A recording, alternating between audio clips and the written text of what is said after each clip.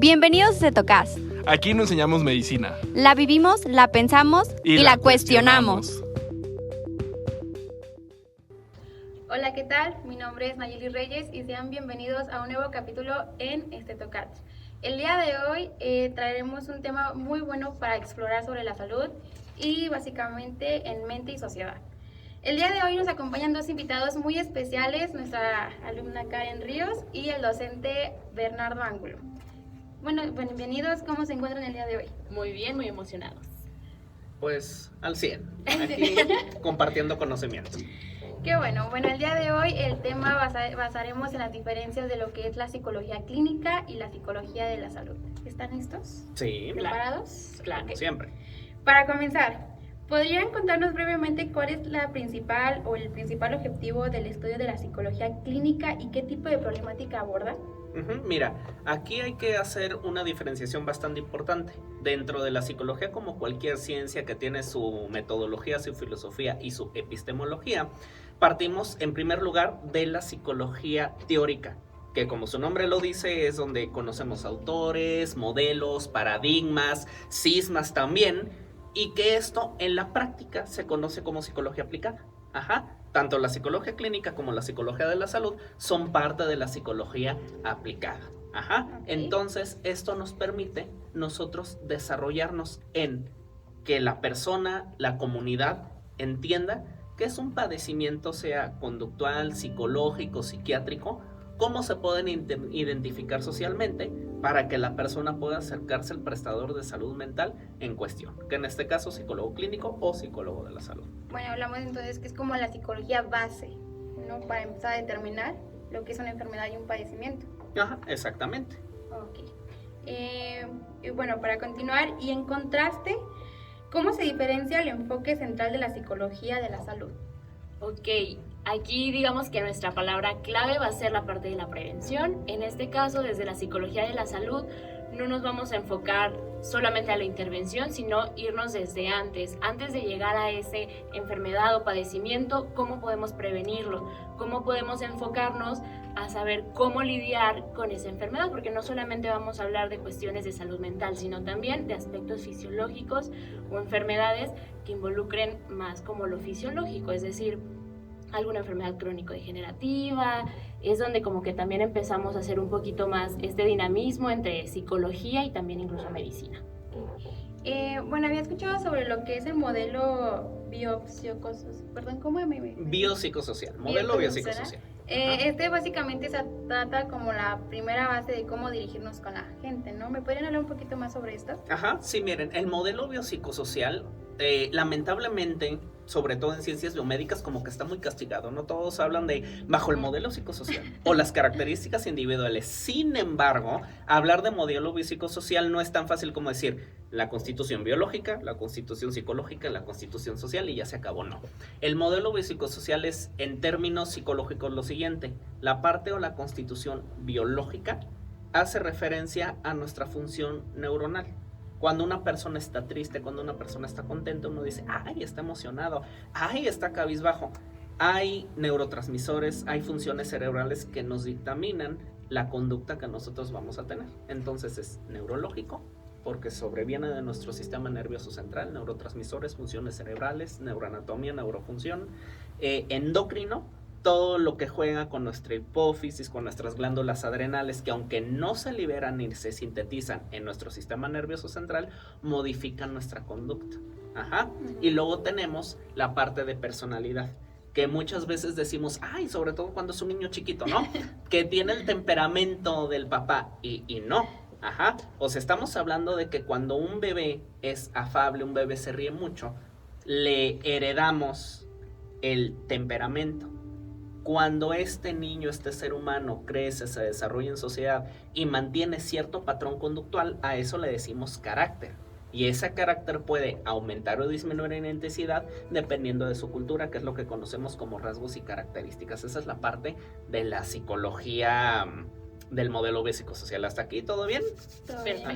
Y finalmente, pues lo social, que tiene que ver con la cultura, tiene que ver con el estatus socioeconómico, para bien o para mal, y también tiene que ver con la región demográfica.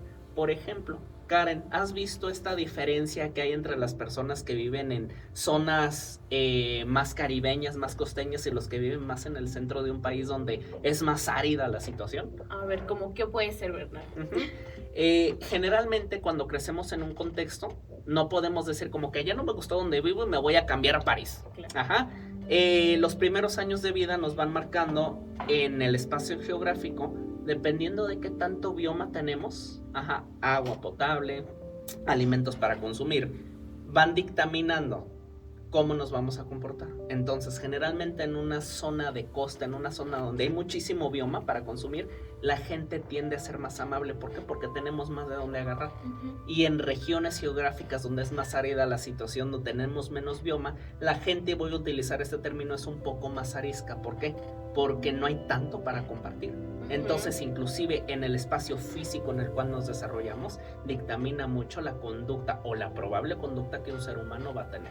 Entonces, estas características, entre otras más, es lo que conocemos como modelo biopsicosocial. Vuelvo a repetir, no es tan fácil decir biológico, psicológico y social, que es cada una según tiempo, lugar y contexto determinado. Básicamente hablamos del puro contorno, el cómo podemos reaccionar. Exactamente. El entorno, atención, todos tenemos una biología. A ver, mexicanos, rusos, chinos de hace 100 años, ahorita 2025, dentro de 100 años, seguimos siendo seres humanos. Tenemos la misma biología, Karen, tú y yo. Sin embargo, esa biología puede aumentar o disminuir en intensidad dependiendo del contexto en el que desarrollamos. Vaya, eso sí es un poquito... Sí se escucha algo más tedioso. Más profundo. Sí, vuelvo a repetir. Más profundidad. De primera entrada, otra vez, modelo biopsicosocial. No, o sea, ¿qué es cada uno? Y cómo, dependiendo de la psicología, la psiquiatría, la medicina, la fisioterapia, entendemos este modelo. Sí, también cómo interactúan. O sea, al fin y al cabo, sí los abordamos a lo mejor por separado su explicación, pero también pues las interacciones entre los mismos, como si fuera una orquesta. Exactamente. Muy bien. Muy bien. Sí, estudió el alumno.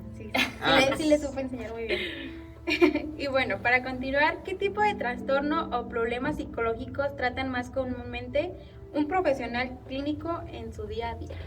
En este caso, sobre todo, por ejemplo, en la experiencia como alumna o como practicante en área clínica, es más común depresión y ansiedad. Y sí va mucho en aumento las cuestiones de trastornos de la conducta alimenticia. Y sobre todo algo que platicábamos, por ejemplo, en las clases, va mucho desde cómo a lo mejor ciertos trastornos que antes se veían más hacia la adultez comienzan a aparecer en edades más tempranas. Por ejemplo, también está esta parte de la depresión en niños más pequeños.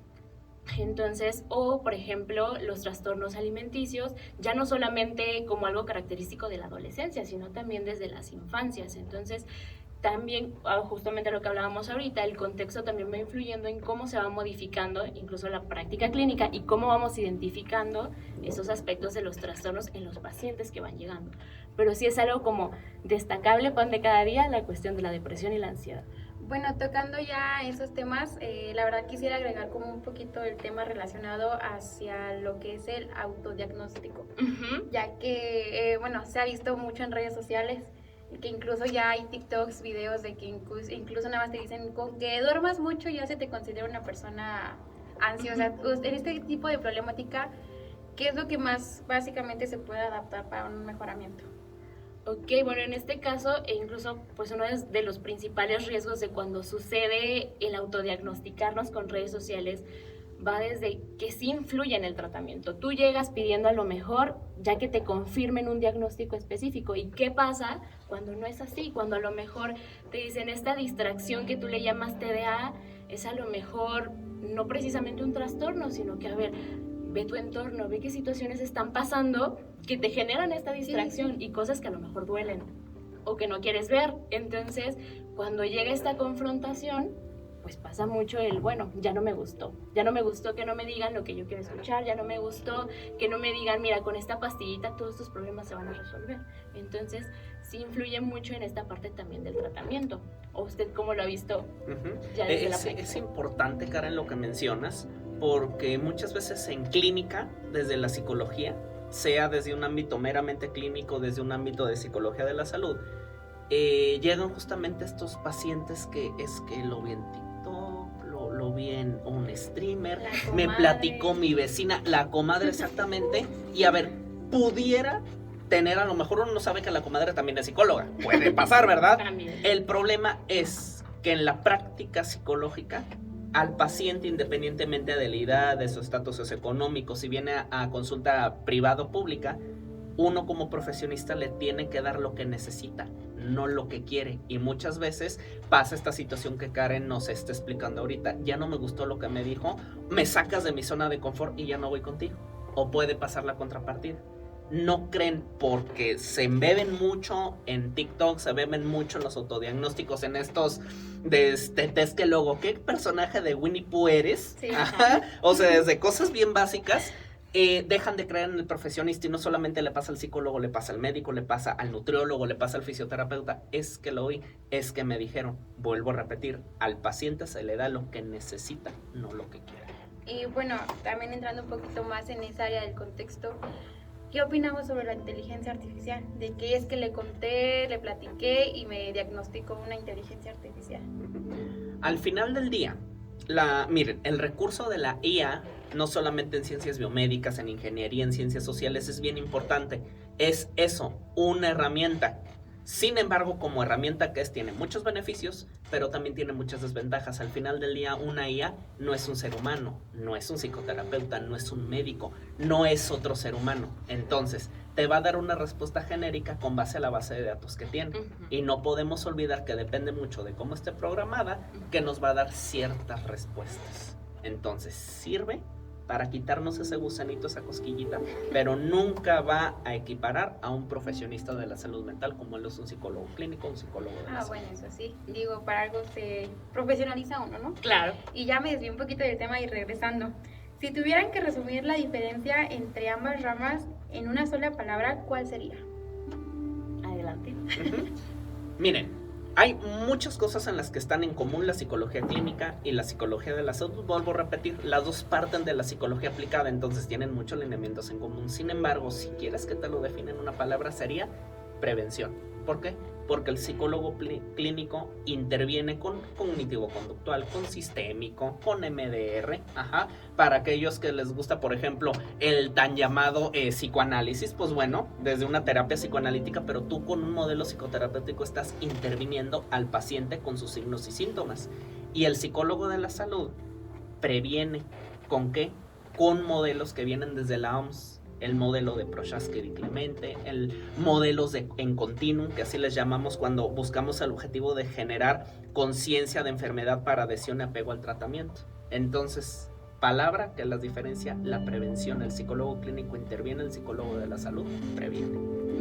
En este caso me iría al opuesto, precisamente en la intervención. O sea, sí, justamente si alargáramos la pregunta a dos palabras, nos iríamos por prevención e intervención. Desde este lado de la intervención ya entra esta parte de que, ok, ya está la problemática, la prevención es no llegar hacia ese problema.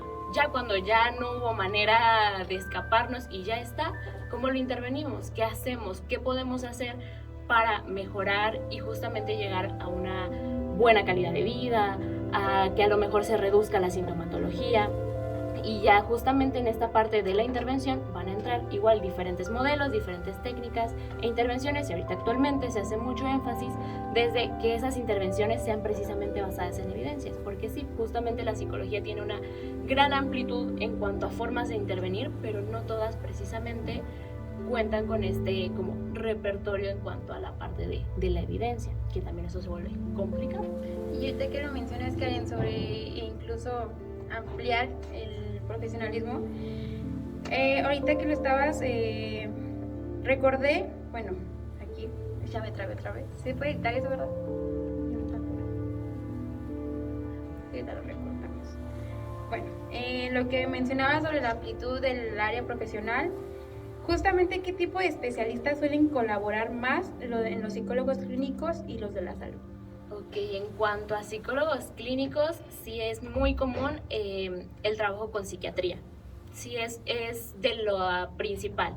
normalmente va esta parte como de trabajo multidisciplinar, en donde, ok, a lo mejor identificamos que ya la sintomatología no solamente se puede intervenir desde la psicoterapia, entonces justamente por esta parte biopsicosocial hay que tomar en cuenta la sintomatología fisiológica o lo que está, todo ese proceso fisiológico que se está desencadenando. Ahí ya sí el psicólogo no puede intervenir, hay que abordarlo con un profesional de la psiquiatría. Entonces es como lo más común, en algunas ocasiones incluso también puede intervenirse con, aliarse, por así decirlo, con neurólogos, pero suele ser más común psiquiatría y si acaso neurología. Desde el lado como de la psicología de la salud hay un poquito más de repertorio en cuanto a profesionales que pueden intervenir. Este es un punto importante que nos comenta Karen, porque hay que hablar algo bien importante: en qué escenarios vemos al psicólogo clínico y en qué escenarios vemos al psicólogo de la salud. Generalmente, no pongan palabras que no dije, por favor. El psicólogo clínico lo vemos en la iniciativa privada, con tu consultorio, sí lo vemos mucho en hospitales, pero este es el punto clave: hospital. Generalmente en un hospital público o privado tenemos psicólogos de la salud. Y el psicólogo de la salud aborda o trabaja, a diferencia del psicólogo clínico, como tiene diferentes pacientes de las diferentes áreas, con el oncólogo, con el neurólogo, con el endocrinólogo, con el neonatólogo, con el enfermero, con el trabajador social, con el fisioterapeuta, con el nutriólogo. Ambas, psicología clínica, psicología de la salud, estamos hablando de sí o sí trabajo inter y multidisciplinar, solamente que el abanico de la psicología de la salud abarca más profesionistas, porque la idea es abordarlos de manera integral. Por citarte un ejemplo, tenemos un paciente con oncología. ¿Qué va a decir el oncólogo? No puedes consumir ciertos alimentos que te irriten. ¿Qué va a hacer el nutriólogo? Le va a hacer su plan nutrimental de manera de que cumpla con su régimen calórico sin involucrar irritantes. ¿Qué hace el psicólogo de la salud? Mediante modelos, como ya mencioné, como el de Prochaska y Di Clemente, cómo llevar a cabo esos lineamientos desde un punto de vista más conductual, que de verdad mente lo haga. Sí, que cubren varias áreas, varios detallitos que no se ven, no sé, hasta ahorita que lo vean mencionando. En la práctica profesional, aunque son campos muy distintos, ¿cuáles creen que es el punto de encuentro o colaboración más importantes entre ambas disciplinas? Ok, definitivamente sería el buscar mejorar la calidad de vida, el buscar que quien está recurriendo a sus servicios tenga una buena oportunidad de justamente, no solamente se trata de eliminar las problemáticas, sino que justamente tengan las herramientas para hacerles frente a esas problemáticas. Cuando hablamos como de bienestar o de salud, no nos referimos solamente a la ausencia de la enfermedad, sino de que también puedan tener, si se presentan ciertas dificultades, saber cómo afrontarlas. Entonces, tanto ya sea desde la prevención como la intervención, siempre se va a buscar que haya una mejor calidad de vida, que podamos alcanzar un poquito más ese bienestar, que al fin y al cabo no va a ser total, pero que sí podamos disfrutar un poco de ese bienestar. Yo le sumaría, y regresando con algo que preguntaste previamente sobre con qué palabras podemos diferenciar una de la otra, que quedamos que era intervención y prevención, a su vez, ¿qué tienen en común estas dos? La psicoeducación. La psicoeducación es la herramienta básica de cualquier prestador de servicios de salud mental. En el caso de la psicología clínica, ¿cómo se psicoeduca? Para generar conciencia de enfermedad. ¿Cuáles son la detección de sus signos y sus síntomas? Y en el caso de la psicología de la salud, eso es psicoeducación para signos y síntomas, para aprender a convivir con esa enfermedad, sea aguda o sea crónica, pero en clínica, mediante psicoeducación, identificamos signos y síntomas, y en psicología de la salud, psicoeducación para convivir con esos signos y síntomas. Bueno, ahorita me genera curiosidad esa parte de la psicoeducación. En la forma de convivir en relación, ¿no hay lazos que se creen incluso y puedan confundir más el asunto? En el sentido de que hagamos un caso hipotético donde yo tenga un amigo que esté estudiando psicología y relación, mediante él va progresando en su estudio me venga como psicoanalizando a mí, Ujú. pero ya hay una vinculación, supongo que eso ya no entraría como un apoyo. No, de hecho, qué curioso que lo mencionas porque este fenómeno pasa no solamente en psicología, sino en todas las carreras, Sí, todas, sí. ajá, ciencias duras, ciencias naturales o ciencias exactas, ajá. Por ejemplo, es un mito decir que un psicólogo te psicoanaliza en primer lugar, aunque previamente yo mencioné que inclusive el modelo psicoanalítico puede funcionar como medio de intervención. Ajá. Al final del día, el psicoanálisis y la psicología son dos ciencias totalmente diferentes. Varían en epistemología, filosofía y metodología. Por ejemplo, la psicología estudia la cognición, la mente y la conducta humana. El psicoanálisis estudia lo que viene siendo el inconsciente. Ajá. Lo que sí tienen en común es que la práctica es hablar. Ajá.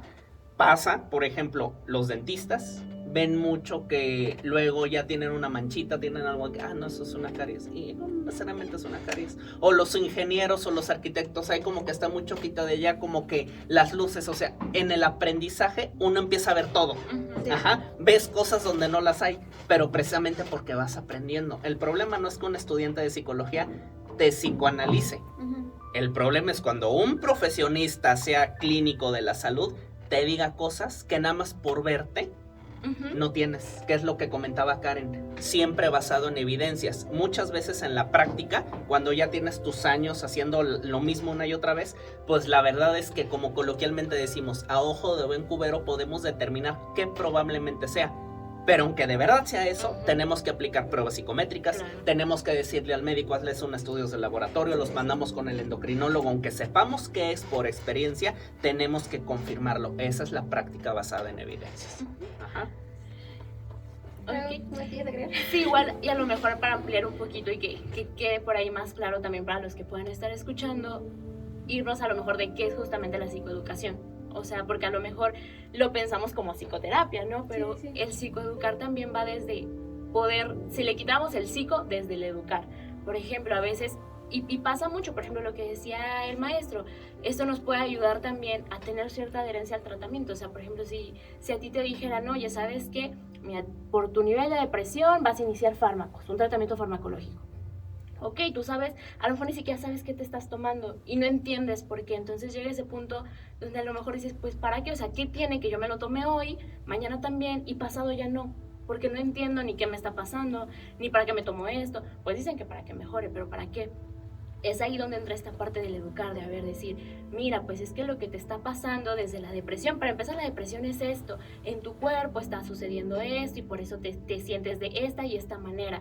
Entonces, desde esta forma como que tú dices, ok, entiendo que estoy viviendo, ahora me están dando este tratamiento, porque muchas veces pasa que a veces dicen, pues me dieron uno que se llama así y así, pero no entienden para qué es. Entonces, poderles decir, mira, este que te dieron es justamente para la depresión, este es para la ansiedad y van a hacer que en tu cuerpo pase esto. Es como darles una clasecita en un sentido pues más aterrizado, o sea, sin a lo mejor tanta terminología, sin tanto como, no profesionalismo, pero sino sin tanta academia, por así decirlo, para que puedan absorberlo y decir, ok, yo ya sé qué me está pasando, yo ahora entiendo que no puedo nada más de la noche a la mañana suspender mi tratamiento ni terapéutico ni farmacológico, nada más porque ya me sentí bien un día. Entonces, justamente de eso va como esta parte de la psicoeducación. Sobre base de la psicoeducación en términos de emociones y ética, ¿qué problemáticas o dilemas suelen tener los profesionales en este tipo de práctica clínica? Ok, uno de los más comunes suele ser a veces las creencias religiosas. Y no porque sea algo malo, sino que en algunas ocasiones interviene dentro del tratamiento. Bienvenidos a Tocas. Siempre Aquí no enseñamos medicina. La vivimos, la pensamos y la cuestionamos. Dicen, ok, tú no vas a cambiarle las creencias a nadie, no vas a decir esto es bueno, esto es malo, nada más porque yo soy el profesional. Pero en algunas ocasiones sí entra este dilema, ¿no? ¿Qué pasa cuando a lo mejor la creencia ya le está afectando en algún sentido al paciente o está evitando que pueda continuar su tratamiento? Como que llega ese punto de, pues tú no puedes obligar a nadie a que se trate. Entonces, Y justamente ahí viene lo que platicaba Karen sobre lo que es la psicoeducación. A ver, nosotros, con base a la edad, a las características biopsicosociales, le vamos a platicar a nuestro paciente ¿Por qué vamos a hacer tal cosa? ¿Por qué vamos a modificar el objetivo terapéutico? ¿Por qué tiene que ir con el psiquiatra? ¿Por qué ya que dejó de ir con el psiquiatra lo mandamos al endocrinólogo? Y ahí es donde viene lo que comenta Karen muchas veces. Más que creencias religiosas, creencias sociales. Lo que por nuestro desarrollo en un contexto determinado, creemos como persona que es bueno y que es malo. Y para eso sirve la psicoeducación. Sin embargo, no es forzar a la persona. Como yo tengo razón y yo lo estudié, es esto y esto está bien. Nunca vamos a obligar a una persona a hacer algo. Lo cierto es que a nivel clínico, por ejemplo, yo tengo mi consultorio, muchas veces pues el paciente deja de ir. Y es correcto, pasa. Ustedes pueden ser los mejores psicoterapeutas, pueden estar bien especializados y puede pasar que el paciente ya no viene, el paciente se enojó, el paciente te cambió por otro terapeuta y tú ni cuenta te diste. Sin embargo, esta lógica cambia un poquito en el ámbito hospitalario o en el ámbito administrativo. Hay algo que se llama conciencia. Pero no conciencia de me llamo Bernardo de Jesús y ella es Karen, no, sino conciencia en el término de que nosotros al final del día tenemos libre albedrío y decidimos qué es mejor para nosotros. Entonces en este psicoeducar, como comenta Karen, no vamos a obligar a la persona, vamos a hacer una labor de convencimiento sin forzar la situación. Si al final de la psicoeducación, si al final del trabajo interdisciplinar, la persona elige no continuar con el tratamiento porque pues una idea religiosa, un factor social le impide llevar a cabo este procedimiento, pues no lo podemos como seguir persiguiendo. Sin embargo, ahí es donde entran las instancias legales. En un ámbito clínico de consultorio, pues no podemos hacer más. Pero en un ámbito legal, si se pone en peligro la vida de un paciente, puede entrar lo que conocemos como trabajo social. Ahí el trabajador social si va a la casa del paciente a platicar con mamá, con papá, con el hermano, con el vecino, con el que tú quieras, su red de apoyo, para tratar de continuar con la labor de convencimiento. Un psicólogo clínico de la salud no podemos ir a la casa de un paciente, no podemos asediarlo, pero un trabajador social en la clínica hospitalaria sí puede ir al domicilio a ver qué está pasando. Bueno, agregando aquí un poquito la pregunta del trabajador, bueno, lo que podría ser ejercer el trabajador, ¿es realmente convencer o manipular? Porque qué buena pregunta. Qué buena pregunta. Ahí les va. Nosotros como médicos, como fisioterapeutas, como nutriólogos, como psicólogos, como cualquier ciencia biomédica en un ámbito hospitalario, tenemos la restricción legal nosotros, más allá de psicoeducar. Si la psicoeducación no funcionó, por muy buen especialista que seas, hasta ahí.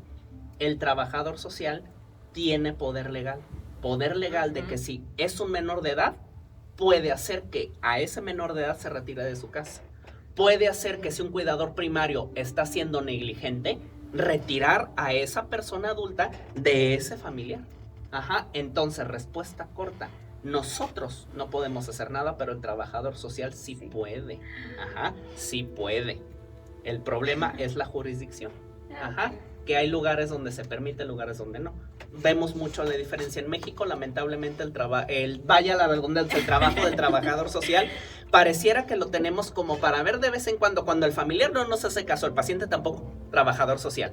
Y en Estados Unidos, por ejemplo, que lo tenemos cerquita, ¿qué hace el trabajador social? Puede retirar, vuelvo a repetir, al infante. Si está siendo maltratado el adulto mayor, por ejemplo, lo retira.